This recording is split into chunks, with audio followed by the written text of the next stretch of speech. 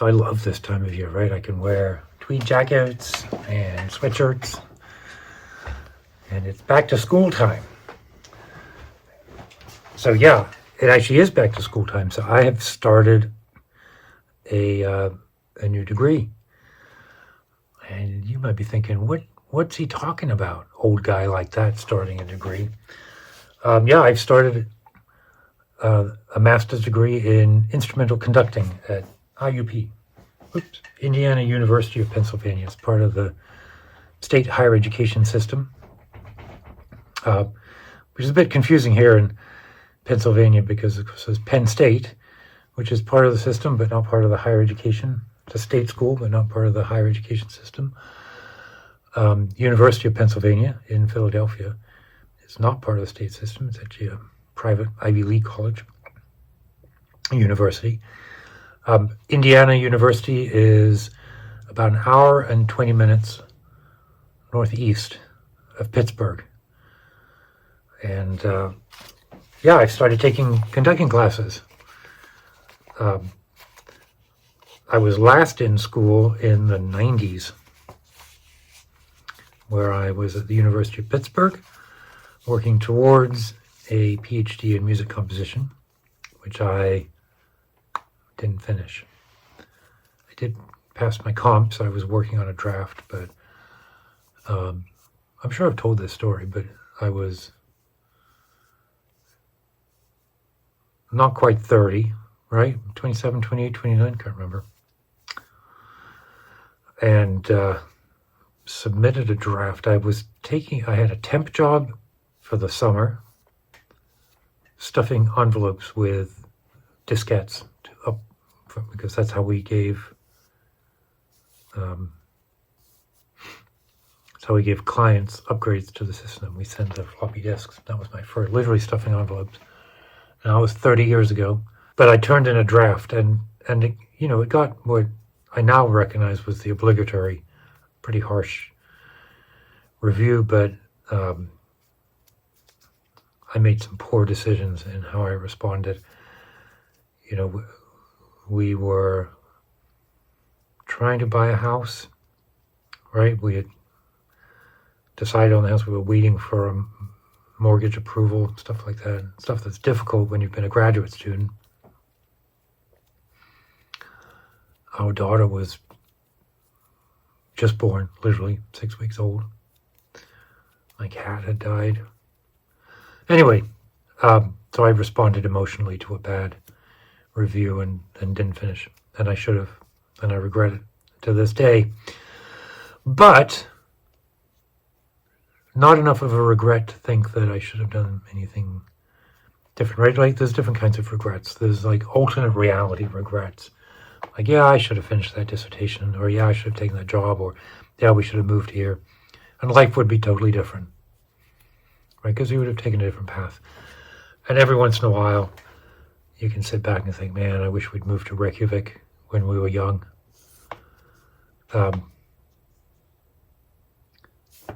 That's the level of regret I have for not finishing a dissertation, because life has been okay. I wish I was Dr. Kaiser. But I look and think that alternate reality where I was moving around teaching gig to teaching gig, like, that wouldn't have been what I thought it was going to be. So I think that's okay. But I wish I'd treated the degree with the respect that it deserved. Now, that is not why I decided to go back to school now. That's all just by history. Before that PhD, I did a master's degree, also here in Pittsburgh, at Duquesne University. I studied with David Stock, who was such a wonderful teacher and person, composer. Just this past week, I was jumping around different recordings and listened to a recording of David Stock's Second Symphony, which is recorded by the Seattle Symphony and Gerhard Schwartz. And I remember when he did that in 92-ish, which is when I was a student there with him. And I didn't think anything of it. But listening to it, it's a great piece. So my degree in instrumental conducting would be fantastic to conduct those kinds of resources. So I realized I had a regret, a real regret, that I didn't know how to conduct. I know how to write music, I know how to play piano. I can do both of those at a sophisticated amateur level. And say, right, like it's meaningful. And I think people can take some pleasure from it.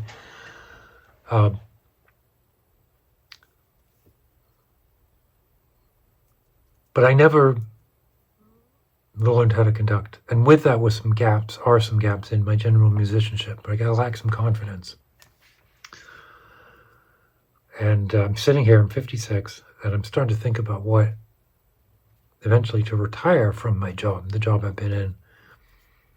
I no longer stuff envelopes, but I still work at the bank. And retire, let's say in 8 years. And do what? Well, it would be great to be able to pull together some resources to cobble together an ensemble, the Kaiser Ensemble, that plays my music and music that I love, right? A piano concerto, or Laika, the Space Dog Opera. Pieces that nobody's banging down the door to play, but that I would like to hear perform. That's a very ambitious goal, right? But it will not happen if in 10 years I look back and think, man, I wish I'd started studying conducting when I was so young, in my mid-50s. And I don't want to be 10 years from now looking back and thinking, if I had started something, maybe I would be in a position to do something now. Right? Because that's how it's been with conducting. Going back to when I was at Duquesne, I'd written a piece that was being performed by the Duquesne New Music Ensemble. And one day, David, who was conducting the ensemble, broke his arm that morning. Showed up with an arm in a cast. And said, Andrew, could you conduct the ensemble? And I couldn't. I tried, I started, and I just didn't have the first idea what to do. That was 30 years ago. And I regret that moment. I regret not being prepared. And I'm not saying that that's what's going to happen in the next 10 years, but I don't know what's going to happen in the next 10 years. And I don't want to miss an opportunity just because I'm not confident and don't know foundations and don't know how to direct a group. So I'm really enjoying this program at IUP, being taught by Dr. Timothy Paul, and he's wonderful. He's kind, but making sure that we're learning stuff, scores, how to work. I'm not sure how much actual podium time, how much time will be there, but that's to figure out, right? I'm just some guy who showed up. There's no reason why they should invest in me yet, but they will when they realize how serious I am and what I'm able and willing to do to learn. When I was an undergraduate, if I had sat down with Bill Matthews, who taught composition and theory there, and I'd said, Bill, I'd really like to learn how to conduct, he would have taught me how to conduct. David would have. If I had said, David, I'm really embarrassed by that moment. Can we work on some basic conducting skills? He would have been happy to do that.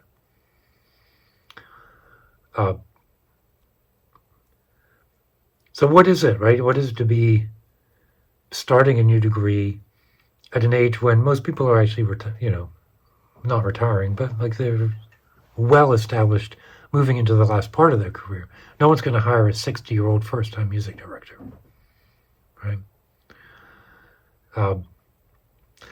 But here's the thing. I have to approach this with unquestioned confidence. Like I cannot allow the doubts about my skills or my training or my age. These lessons, just the score and talking about how you would conduct something, have been so enjoyable. It's wonderful. So there's that.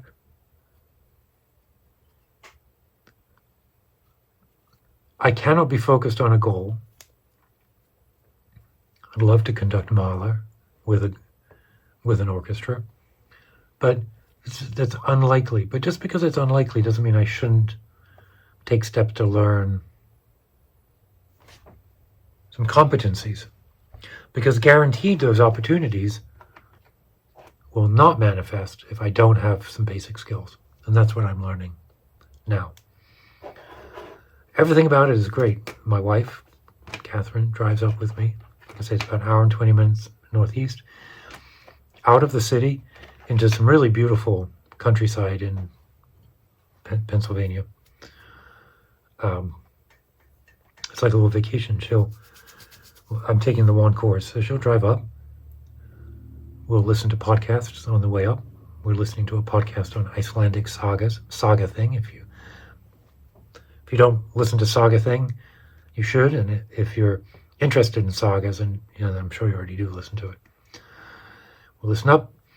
I take my class. She sits and gets coffee and knits, and then we stop and get some dinner on the way home. It's like a little mini vacation every week. It's wonderful.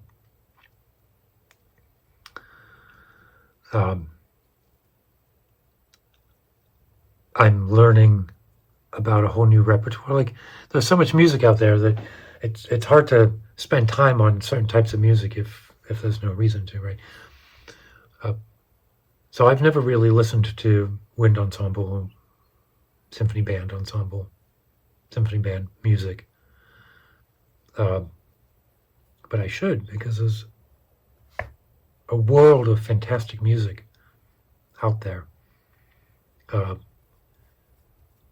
of course, Messiaen and Stravinsky wrote, but so did Vincent Persichetti, Howard Hanson, William Schumann, like Honegger. I was at a concert over the weekend of a cantata, the King David cantata by Honegger. And that's scored for wind plus piano and percussion.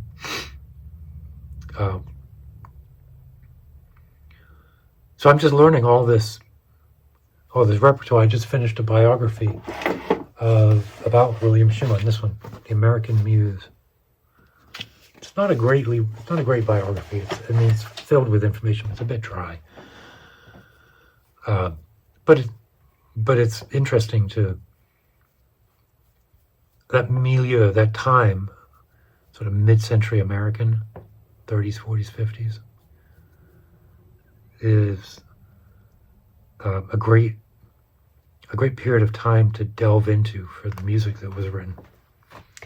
And I didn't study much of it when I was a student. But it's great. It's great stuff. Like William Schumann has 10 symphonies. I think maybe he retracted the first couple. But there's 7 or 8 of them that are out there that I've heard 2 or 3 of them. They're fantastic. They really are great. Like, I'd be happy to conduct William Schumann's 7th Symphony or David Stock's 2nd Symphony.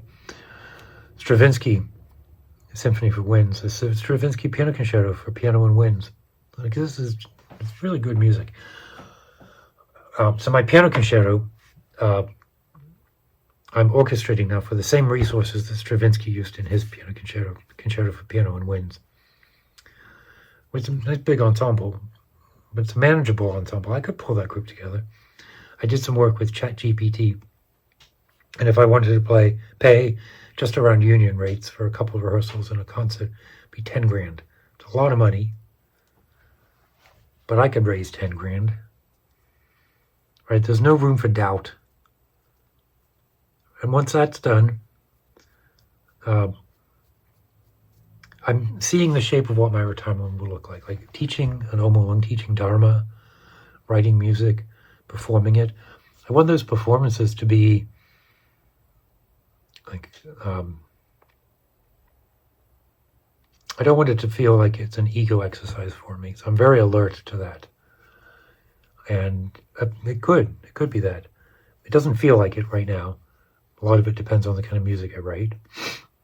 But again, my enrollment at IUP is the table stakes for all of that.